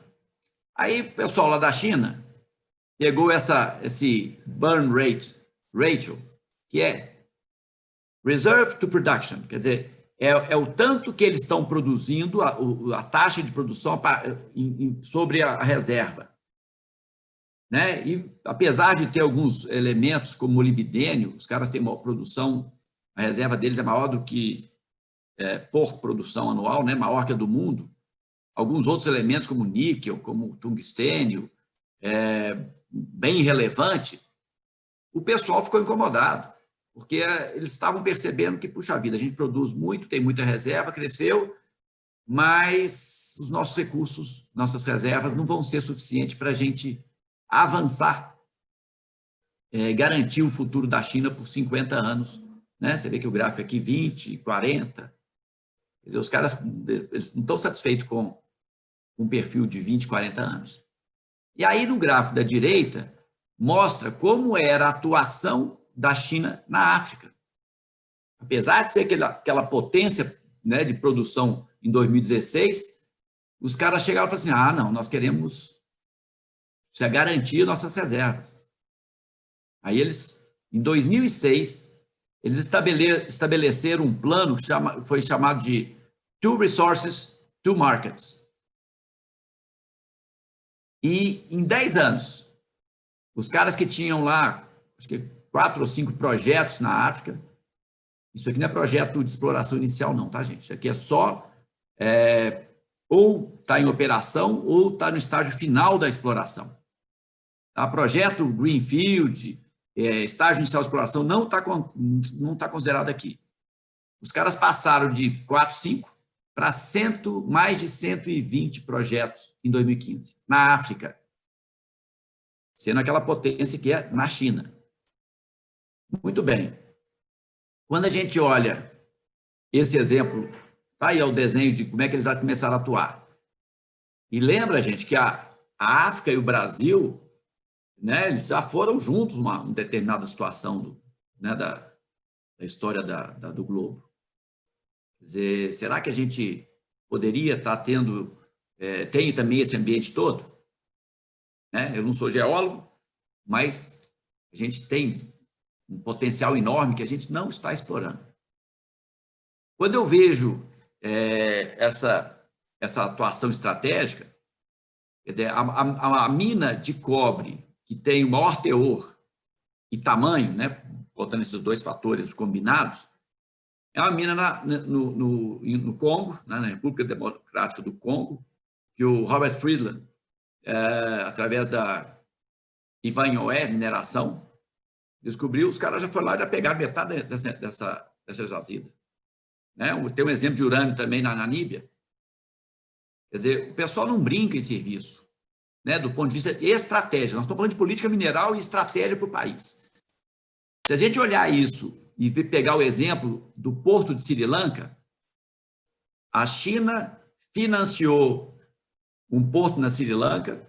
Sri Lanka, só para lembrar, gente, está na pontinha lá da Índia, que é um rival e eles têm disputas homéricas, né, no Tibete, quer dizer, a Índia e China não se bicam muito. Aí a China, com essa história toda, pegou lá o Sri Lanka e investiu num porto. O porto não deu resultado econômico, Sri Lanka não tinha como pagar. A China falou, não tem problema não.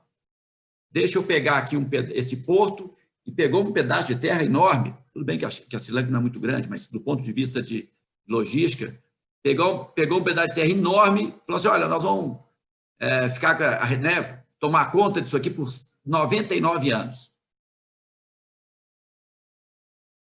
Se a gente A gente fez muita graça com nossa política externa, seja fazendo porto em Cuba ou fazendo outras coisas em outros lugares, mas não levamos calote.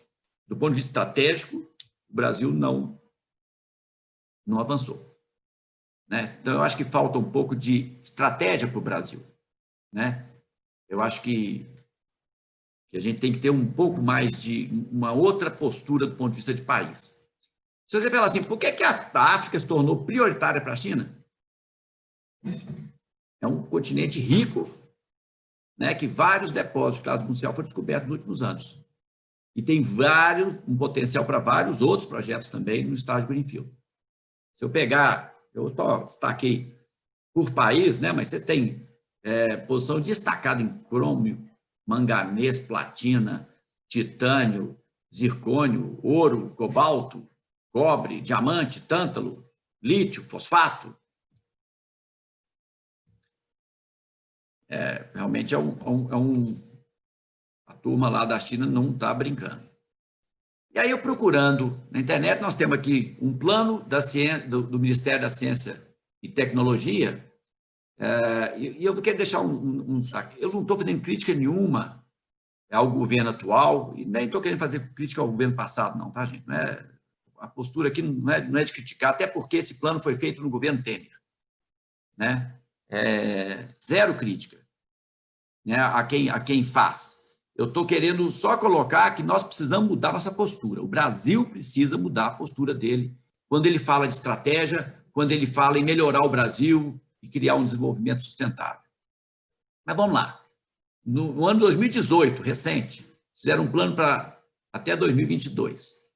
A definição dos minerais estratégicos, o Brasil depende e importa em larga escala para setores vitais. O potássio, eu concordo 100%, né? Claro que aqui tem que entrar fosfato também, que a gente importa metade da produção da necessidade nossa em termos de fosfato. Agora, carvão mineral eu já questiono um pouco. Não sei se carvão é um produto estratégico. Né? Eu fico imaginando, será que carvão nós vamos desenvolver alguma tecnologia baseada no carvão para o futuro? Não vejo dessa forma. Será que se a gente investir muito em descobrir carvão no Brasil para poder abastecer as nossas siderúrgicas, será que isso faz sentido?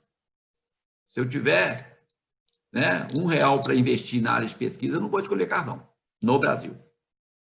Então, eu acho que esse é um produto um produto mineral que tem no mundo e está em decadência, inclusive. Portadores de futuro, nota 10. Acho que todos os portadores de futuro a gente deveria investir.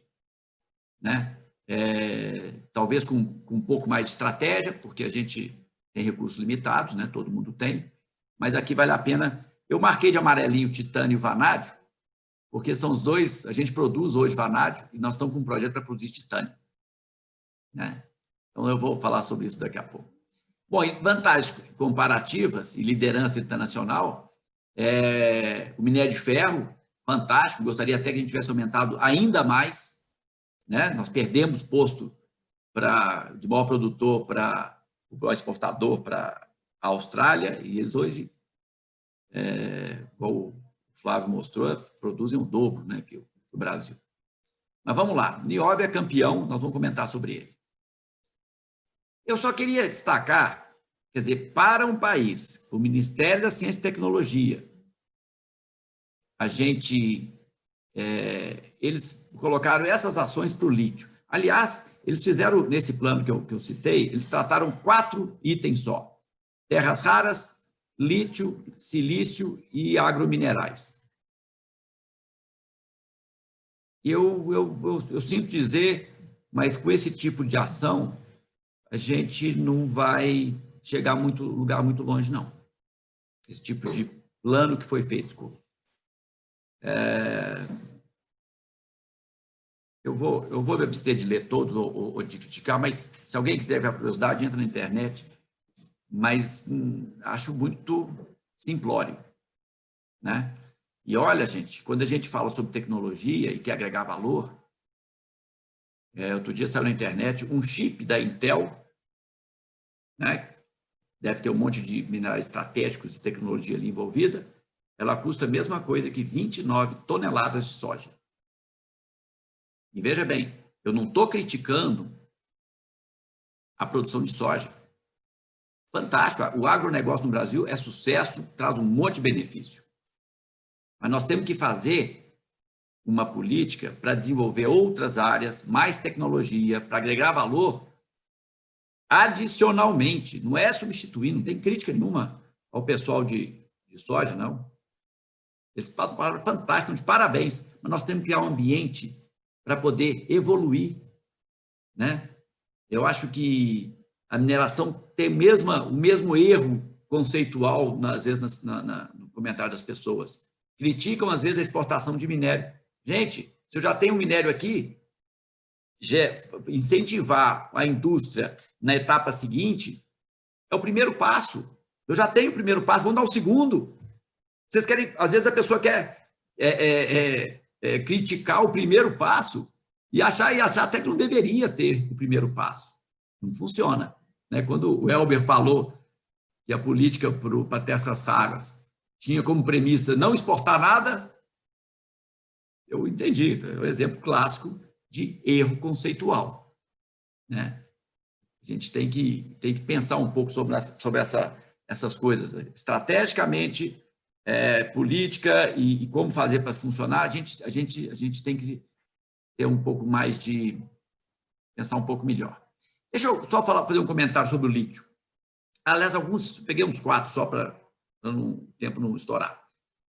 O lítio teve um aumento de produção fantástico, né? Vamos pegando aí desde a década de 90, 80, 90, uma produção enorme. O Brasil está aqui no quinto lugar. Aliás, quinto lugar nada, estava lá naquele outro. Mas o Brasil está aqui com essas 300 toneladas, mas quando a gente olha reservas e recursos, não parece ser a nossa melhor potencial. Né? A gente tem alguns pegmatitos, que o lítio está ligado a espodumênio, petalita, quer dizer, alguns minerais. E o interessante é que, com esse aumento da produção, o preço que era, você vê, há 2 anos atrás, 140, caiu para 40 e poucos. Né? Esse é o preço do hidróxido de lítio, tá, gente? Para grau de bateria. A guerra na parte de minerais é assim. Você aumenta a produção, o preço cai. Nióbio, eu falo que é o exemplo a ser seguido, tá, gente? A CBMM faz um trabalho fantástico, né? Nós temos mais 2 produtoras, a CEMOC, lá em Catalão, Goiás, as 2, CBMM e CEMOC, a partir do pirocloro, e a mineração Taboca, que produz uma columbita. Então, você tem uma associação com tântalo, mas sai também nióbio lá, eles fazem um ferro-nióbio, tântalo e tal. Mas o que eu queria destacar na CBMM, porque é um mineral que na década de 70 mal tinha consumo, uso irrisório. E quem fez o mundo usar o nióbio foi a CBMM. Ela construiu a necessidade. Né? A gente devia citar a CBMM, colocar num pedestal e falar assim, esse é o tipo de empresa que a gente quer. Né? Desenvolveu o mercado, investiu em tecnologia, batalhou de uma maneira fantástica, de uma maneira tão boa, que investimento para produzir uma mina grande no mundo, o pessoal fica com receio, porque sabe que ela é que domina não só a tecnologia, mas todos os processos produtivos. Então, esse é um exemplo muito bom para a gente seguir, do ponto de vista estratégico. Estanho, nós já fomos melhores, gente. Né? Os grandes reservas estão na Ásia, 56%, e na América do Sul, 30%. A gente já teve uma posição destacada, como eu falei. Hoje a gente está ali produzindo igual a Bolívia. Né? Se a gente olhar no gráfico à direita, embaixo, tem aí essa barra grande, é a China, que é a maior produtora mundial. É um produto que tem muito uso. Né? O pessoal esquece, lembra de bateria, mas esquece que tem que fazer conexões. E o estanho é muito usado nisso, né, dessas questões todas elétricas. O preço não é baixo, né? O preço melhorou ao longo dos últimos 10 anos. Então, a gente era um produto para a gente ter uma potencial muito grande para a gente não ter uma produção melhor. Agora, as nossas duas grandes, vamos dizer, reservas, ou jazidas, né? Que é Pitinga e Bom Futuro, foram descobertas na década de 80, gente. Pitinga no início da década de 80, Bom Futuro no final. Você vê que a gente está meio parado, né, nesse assunto. Bom, mas depois de tanto criticar, eu tenho que falar uma boa notícia, né? O vanádio é uma boa notícia nessa história. Quer dizer, o nióbio é o campeão, mas o vanádio também tem uma história interessante. Ele é conhecido desde o início da década de 80, CBPM, né, a empresa baiana de pesquisa mineral, achou a jazida, grandes grupos tiveram na tentativa de produção, mas acabou que a Largo investiu pesquisa, investiu em tecnologia, implantou o projeto, começou em 2012, terminou em 2014, nós estamos há 6 anos produzindo vanádio, produzimos 7% da produção mundial, somos o maior produtor de vanádio de alta pureza, somos considerados como a melhor operação de vanádio do mundo. Eu acho que nós estamos fazendo nosso papel. Se a gente olhar o mercado de vanádio, ele principalmente serve para melhorar a qualidade do aço, né, mais forte. Ele é usado em ligas de titânio e alumínio para a indústria aeroespacial e também algumas aplicações químicas, né, na indústria química, e tem uma aplicação que está bastante promissora, que é baterias de vanádio, para armazenar grandes quantidades de energia, né, do grid, e tornar as formas, né, limpas de geração de energia, eólica e solar, mais eficientes. Porque toda energia que você eventualmente, né, solar produziu durante o dia, você pode armazenar para ser usado no momento de pico. E a Bahia, por acaso, é o maior produtor brasileiro de eólica, por acaso, produz mais de madrugada. Então, a combinação ela é muito eficaz do ponto de vista de meio ambiente, de energia limpa. O consumo de vanádio no mundo ele é crescente, principalmente quando a China, depois de 2018, colocou uma regulação, um padrão de construtivo para obrigar as construções a ser mais construtivas. Então, ele exige que o aço tenha uma resistência maior. A maneira mais fácil é colocar vanádio, e mais barata, né? Eu vou falar um pouquinho sobre isso para frente. Só para vocês saberem, a China produz 53% do vanádio do mundo, Rússia 20%, África do Sul 8% e nós 7%. Mas estamos bem. Agora, quando você olha o preço, ele é muito volátil, né? A tendência é boa, mas realmente o preço a gente faz uma administração bem coerente com essa situação. Por isso que a gente tem um dos menores custos do mundo, porque tem que estar preparado para quando o preço cair. Além disso, nós temos titânio no nosso rejeito.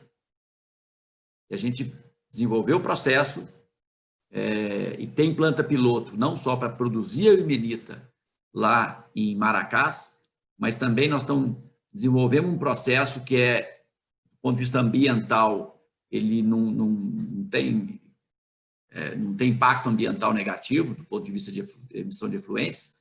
Então, é um processo inovador no mundo para produzir pigmento, né? 90% do titânio do mundo é para indústria de pigmento branco, né? E a gente está com planta piloto, nós estamos indo para a fase final de todas as etapas desse estudo. Quero ver se no ano que vem, no final da primeiro trimestre, a gente tem condição de divulgar esse projeto. Só para as pessoas terem noção, o Brasil importa 2/3 do consumo de pigmento, das suas necessidades. A gente vai conseguir, num primeiro momento, produzir 1/3 dessa necessidade. Bom, só para dar um último comentário e fazer minha propaganda, Quer dizer, na qualidade de melhorar, na propriedade de melhorar a qualidade do aço, vou dar um exemplo. Se a gente colocar 1 quilo de vanádio em 1 tonelada de aço, a gente tem capacidade de melhorar a resistência do aço em 84%. Então, você pode usar o aço, o vanádio, em aços especiais, e é usado, mas também para vergalhão, né? Não precisa, só porque é simples. Agora, se você está no vergalhão, em vez de usar 5 barras de aço, você pode usar só 6. Você economiza aço, né? Se você colocar, se não, o pessoal coloca, colocando o vanádio na indústria automobilística, você economiza combustível, porque a estrutura de aço do carro fica mais leve. Então, eu falo que o vanádio, ele torna o aproveitamento do recurso mineral, né, o aço aí especificamente, mais eficiente. E aí pode reduzir todo o impacto ambiental da cadeia do aço, né? Isso acho que é um fator importante. E é objetivo nosso, a gente tem que estar focado nisso. Uma outra aplicação na indústria aeroespacial, com essa crise da pandemia, esse mercado está em crise também, né? Porque ninguém agora, se não quer voar de avião, imagina eu comprar avião. Mas a gente espera que nos próximos, daqui 2, 3 anos, o mercado volte ao normal. E baterias de vanádio, que é um mercado que a gente acredita vai ter um espaço muito grande, né? Quando a gente olha o mercado de estocagem de vanádio, tem espaço para bateria de lítio, né? Mas tem um nicho de mercado para bateria de vanádio que é fantástico, porque o vanádio não explode, ele não pega fogo. A bateria de vanádio é segura para colocar nas cidades, né? Para dentro de prédios. E ela é muito mais sustentável, porque ela dura 25 anos e todo líquido, né? Porque é de fluxo, todo líquido ele é reciclável. Só dando uma filtrada, ele volta a ser usado.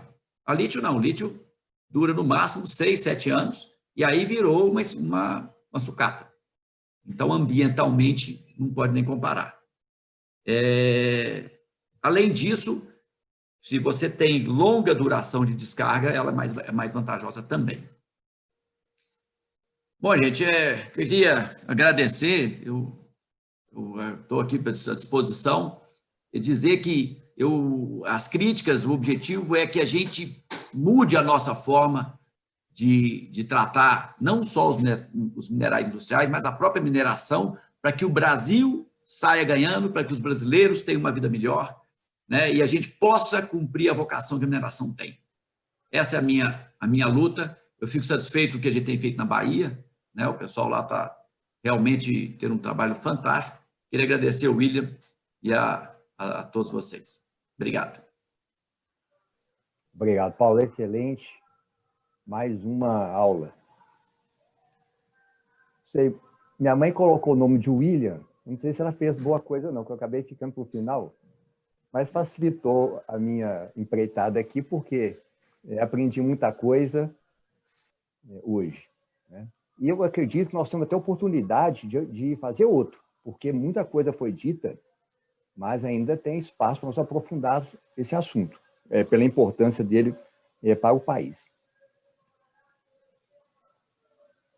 O tema do nosso webinar, política mineral e direito. Minerais estratégicos, política mineral e direito. Por quê?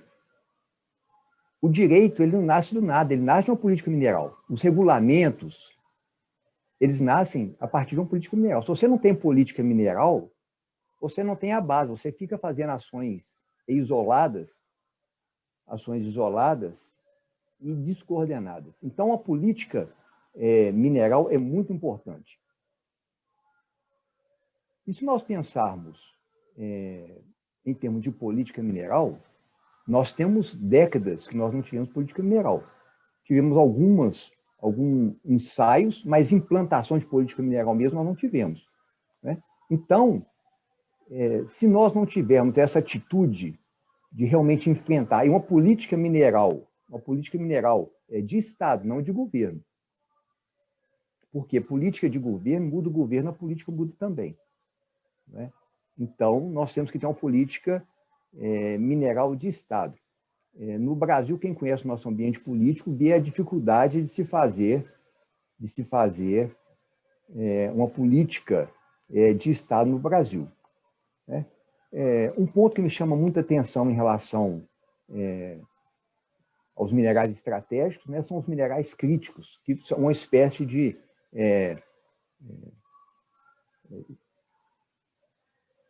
classificação dos minerais estratégicos, porque nem todo estratégico é crítico. Por exemplo, estratégico, o minério de ferro é estratégico para o Brasil, mas não é crítico, porque nós temos demais.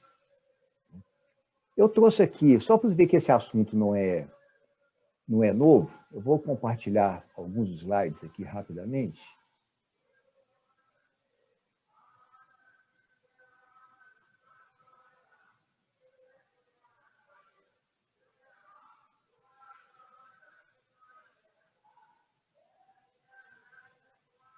Compartilhando o vídeo maior.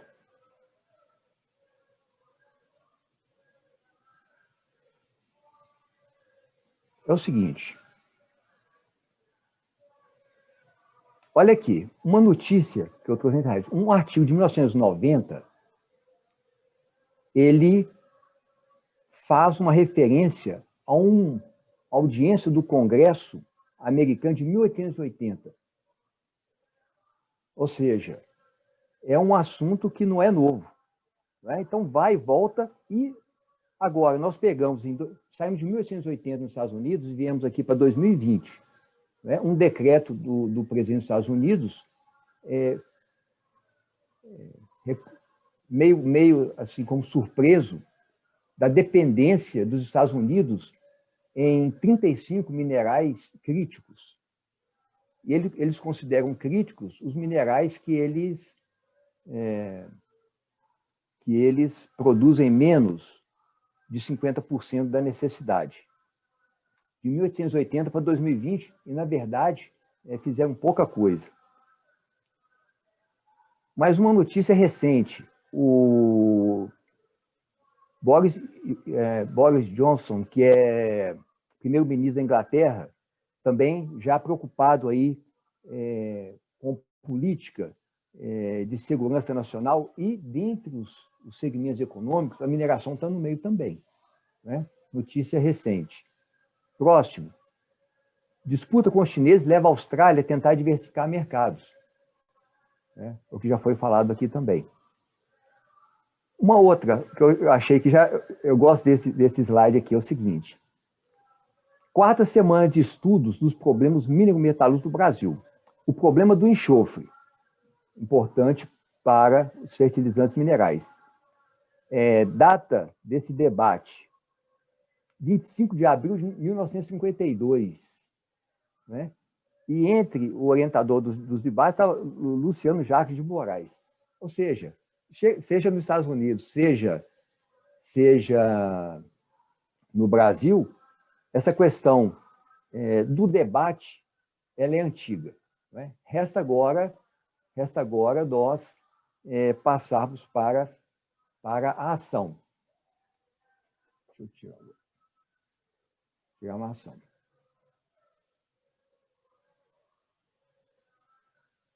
Deixa eu fechar aqui.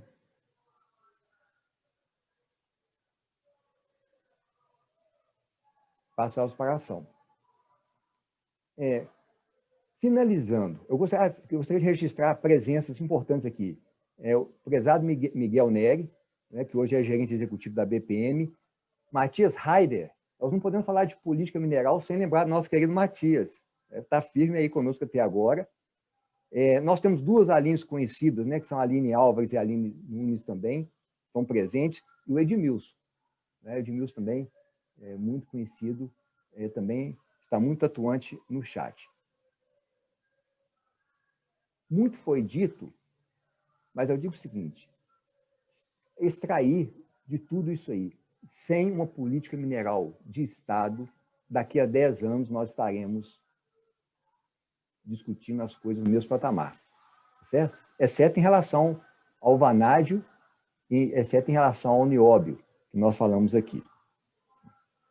Antes de terminar, agradecendo aos participantes, eu queria dizer o seguinte, esse evento foi gravado, ficará disponível nos canais do IBDM, né, o Instituto Brasileiro de Direito Minerário,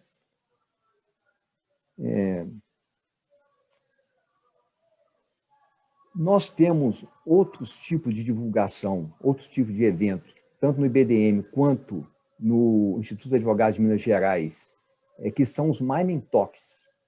Nós temos 3 tipos de Mining Talks. O Mining Talks debate, Mining Talks entrevista e Mining Talks biblioteca. E talvez nós possamos avançar nesse assunto em uma dessas plataformas. Antes de encerrar, lembrar que no dia 2 de dezembro nós temos um outro evento, celebrando os 2 anos da Agência Nacional de Mineração e, coincidentemente, como o doutor Felipe Martins disse, nós comemoramos também 300 anos do Estado de Minas Gerais. A história do Estado de Minas Gerais, ela se confunde com os minerais. Muita gente lembra do ouro, mas nós temos que lembrar que, em 1734, foi criada o que nós podemos chamar de primeira agência de mineração do Brasil, que foi a Intendência dos Diamantes. Só no período colonial, o Brasil extraiu legalmente, eu digo legalmente porque os livros de história mostram que naquela época tinha muita extração clandestina também, 3 milhões de quilates de diamantes. Tanto que, quando esses diamantes foram descobertos em Tejuco, região do Tejuco, houve celebração de missas em Portugal e até o Papa mandou mensagem de congratulações para o rei de Portugal, tamanho vulto desse depósito de diamantes que foi localizado no Brasil. Isso é história, dia 2 de dezembro, 300 anos de Minas Gerais, e o nosso próximo evento, também comemorando 2 anos da Agência Nacional de Mineração. Muito obrigado, excelente, aprendi bastante. Tá? Da próxima vez, em próximo ano nós vamos fazer de novo, vamos chamar isso de curso. Tá? Muito obrigado a todos. Tá? Bom dia e até o próximo.